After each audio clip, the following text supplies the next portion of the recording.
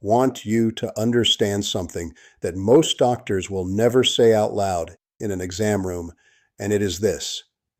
If you are over 60 and your body has stopped responding to diet and exercise the way it used to, the problem is almost certainly not your willpower, and it is almost certainly not your effort. The problem has a specific biological name, and that name is insulin lock.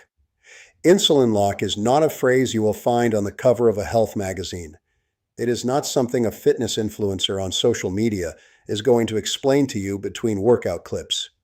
But it is what I watch happen, quietly, systematically, and almost universally, in the bodies of my patients the moment they cross into their 7th decade of life. It is a progressive cellular shutdown, a point at which your body's fat-burning machinery becomes so desensitized to the hormone insulin that it essentially stops taking instruction. The calories you are eating are no longer being processed the way they once were. The walks you are taking are no longer triggering the metabolic response they used to trigger. And the most painful part is that you are doing nothing wrong. Your discipline has not failed you. Your biology has shifted beneath your feet. I am Dr. Michael Harrison. I am a board-certified internist and geriatric specialist with 34 years of clinical practice. And I have sat across from thousands of patients who described exactly what you are experiencing right now. What I am about to share with you in the next 25 minutes will explain not only why this happens, but precisely what you can do about it beginning tomorrow morning.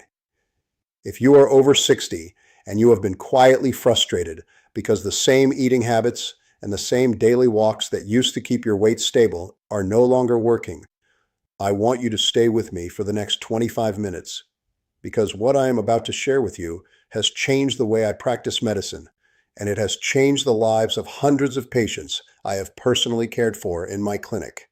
I am Dr. Michael Harrison. I have been practicing internal and geriatric medicine for 34 years, and in that time I have sat across from thousands of men and women in their 60s, 70s, and 80s who all describe some version of the same experience. They are eating less than they did at 50. They are moving their bodies. They are doing everything the magazines and the morning shows told them to do. And the scale will not move, and the waistband keeps tightening.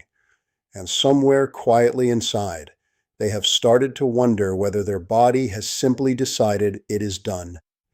I want you to hear me clearly. Your body has not decided it is done. There is a specific biological mechanism that engages in the 6th decade of life, and it has a name. It is called insulin lock. It is the progressive desensitization of your cells to the hormone insulin, and it is the single most overlooked reason that disciplined, health-conscious adults over 60 cannot lose the weight they used to lose, no matter how clean they eat or how often they walk. The rest of this video is going to explain exactly what insulin lock is, why it engages after 60, and what you can do about it starting tomorrow morning. Now, before I go any further, I want to address something that I hear in my office almost every week, because I think it is the source of a great deal of unnecessary suffering. Patients come in with their blood work in hand, and they tell me, "Dr. Harrison, my doctor said everything looks fine.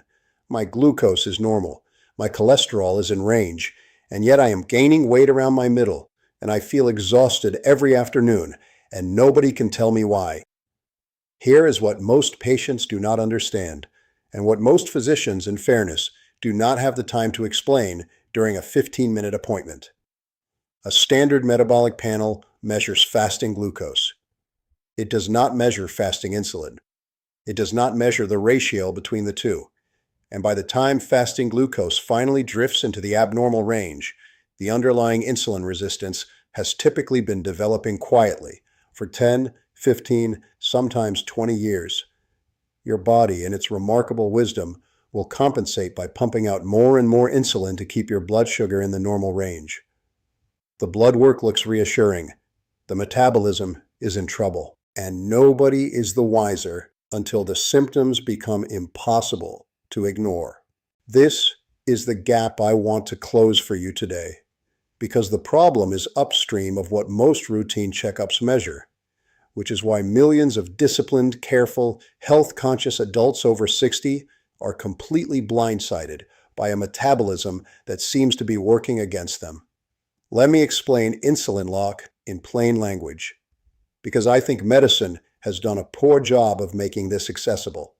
Insulin is a hormone your pancreas releases every time you eat carbohydrates and, to a lesser degree, protein. Insulin's job is to act like a key. It travels through your bloodstream. It finds the receptors on your muscle cells and your liver cells and your fat cells, and it unlocks the door so that glucose can enter the cell and be used for energy or stored for later. Now, imagine you've been turning that same key in that same lock 3, 4, 5 times a day for 60 years. Over time, the lock gets worn. The key does not turn as cleanly.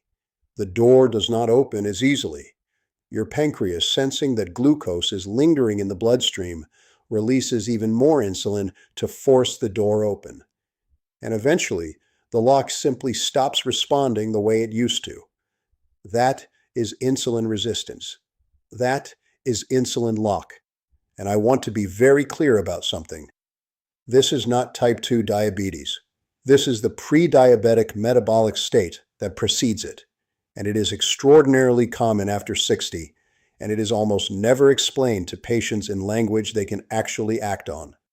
So why is 60 the tipping point? Why not 50? Why not 70? The answer is that 3 separate biological forces converge in the 6th decade of life, and individually each of them is manageable. But together, they create the perfect storm that produces insulin lock. The first force is sarcopenia, the medical term for age-related muscle loss.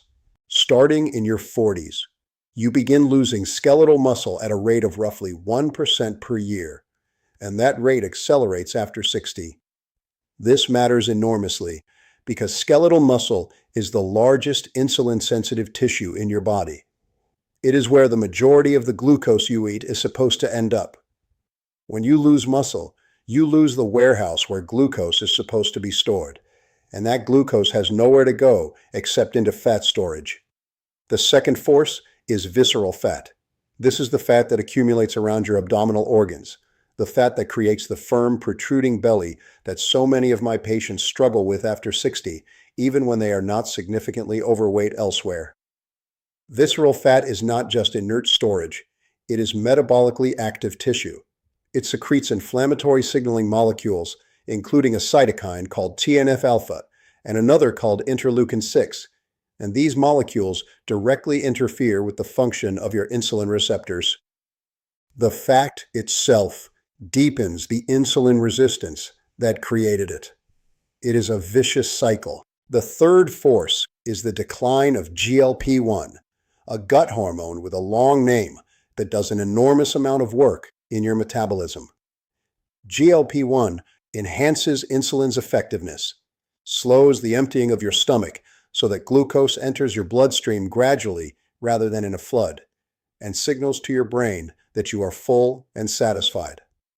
After 60, GLP-1 production declines, and the receptors become less responsive. You lose the gut's natural brake on blood sugar swings. You lose the natural appetite signal that used to tell you when to stop eating, and you lose a major contributor to insulin sensitivity, all at once. Now, here's the key reframe I want you to take away from the first part of this discussion. There is a master switch inside every cell in your body called AMPK.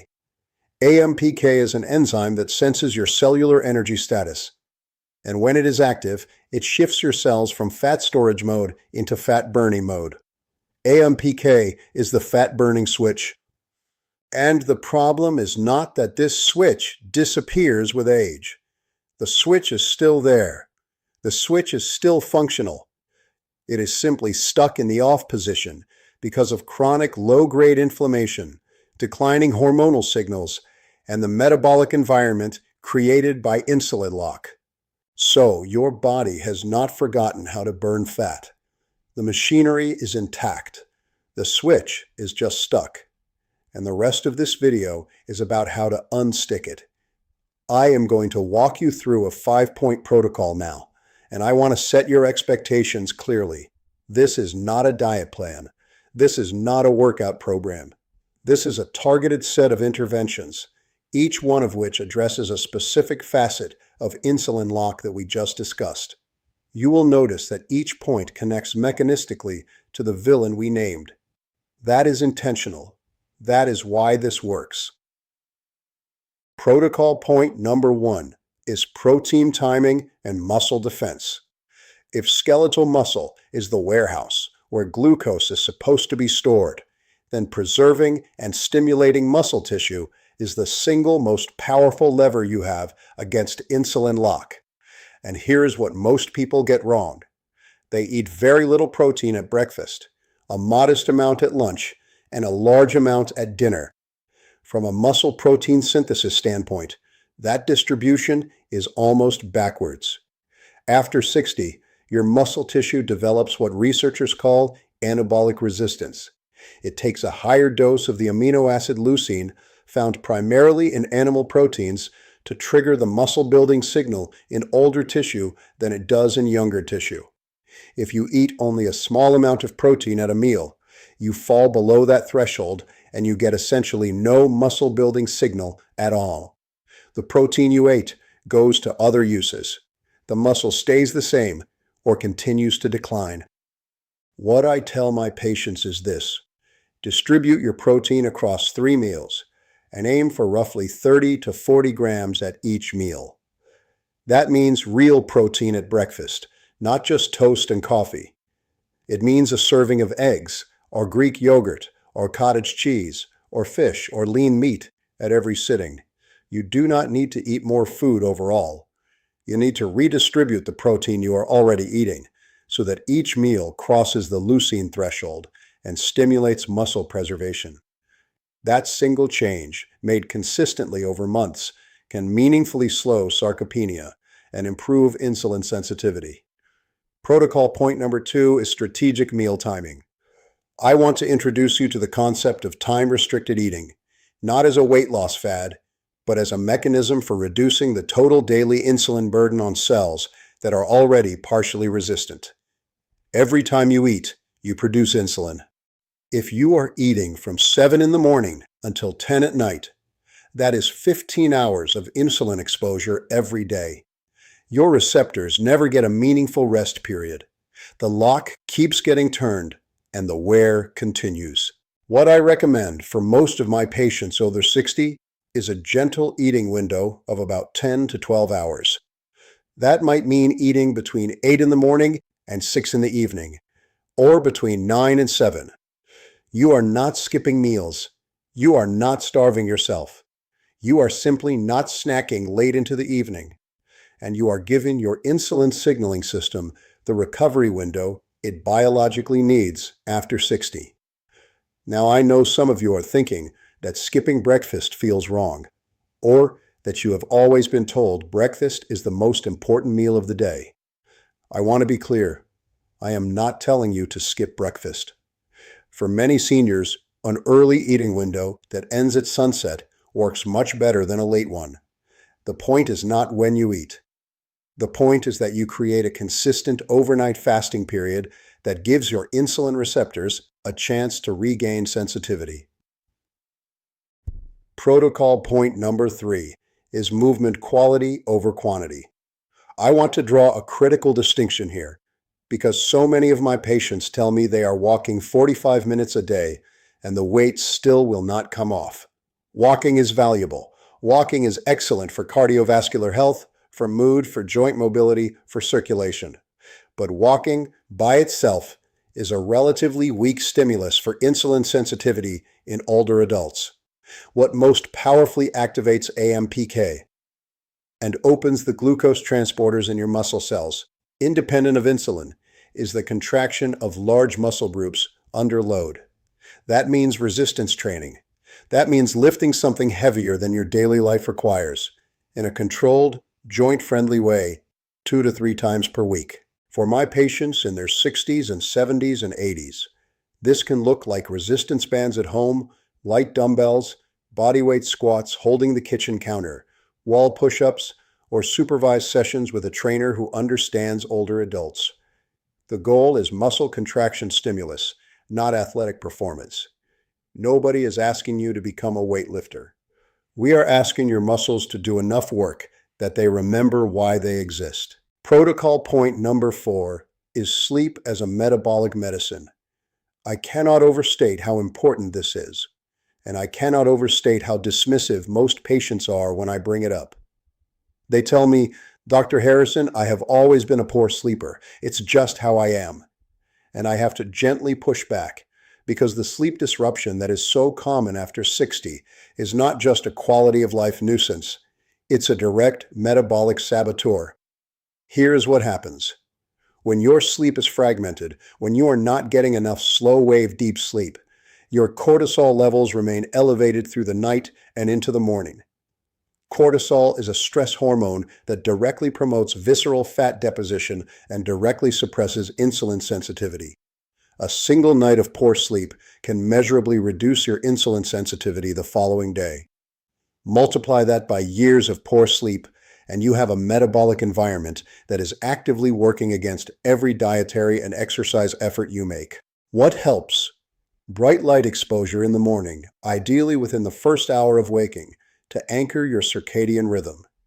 A cool, dark bedroom. No food within 3 hours of bedtime, because digestion interferes with deep sleep. Consistent bed and wake times, even on weekends. These are not glamorous interventions, but they are powerful, and they cost nothing. Protocol point number 5 is blood sugar stabilization through food sequencing. This is one of my favorite interventions because it is so simple and so underutilized. When you eat a meal, the order in which you eat the components on your plate matters enormously for the resulting blood sugar response. If you eat your carbohydrates first, you spike your glucose, you provoke a large insulin response, and you deepen insulin lock.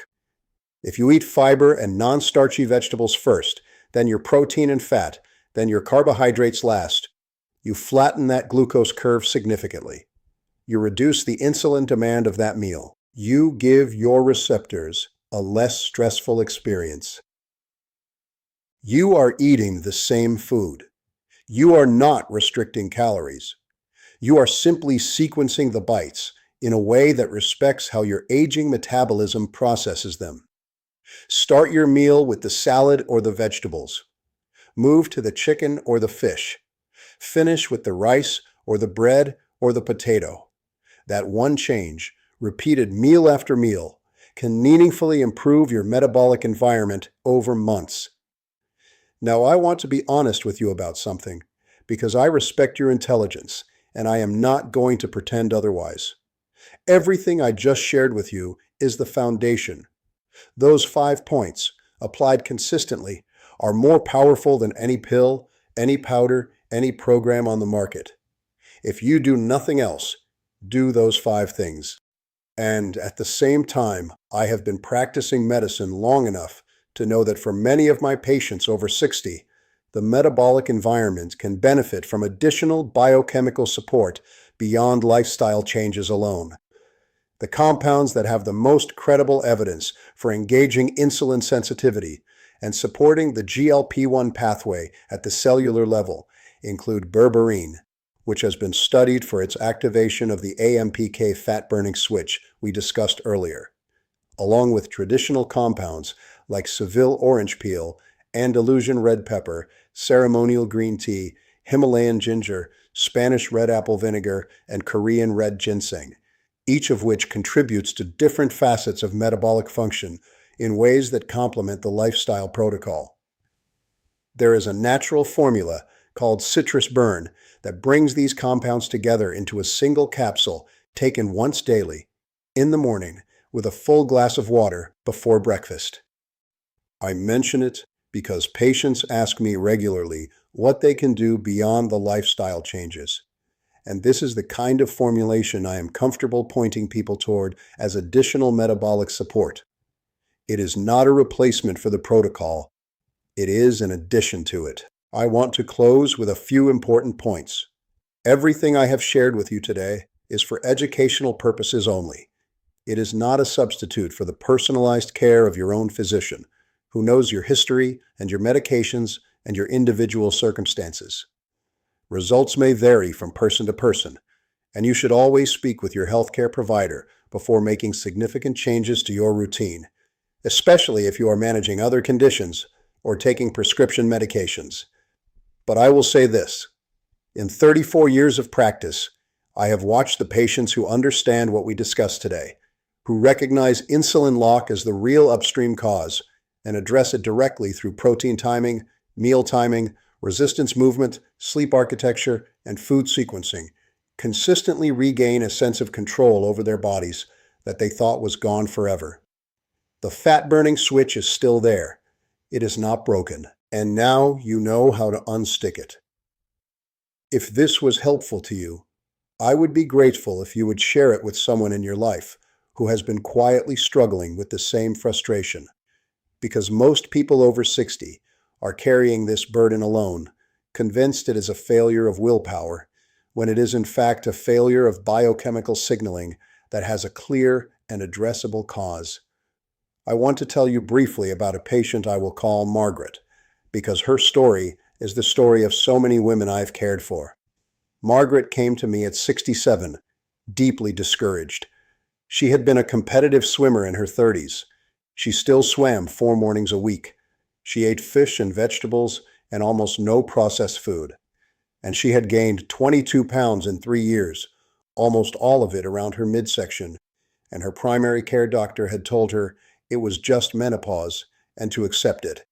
We did not accept it. We restructured her protein distribution. We moved her last meal to 5 in the evening. We added 2 short resistance sessions a week, and within 7 months, 18 of those pounds were gone. Many of my patients ask me what else they can do beyond the lifestyle changes we discussed. For those who want additional metabolic support, I've linked a natural formula in the pinned comment below that addresses exactly what we talked about today. Take care of yourself, take this seriously, and I will see you in the next conversation.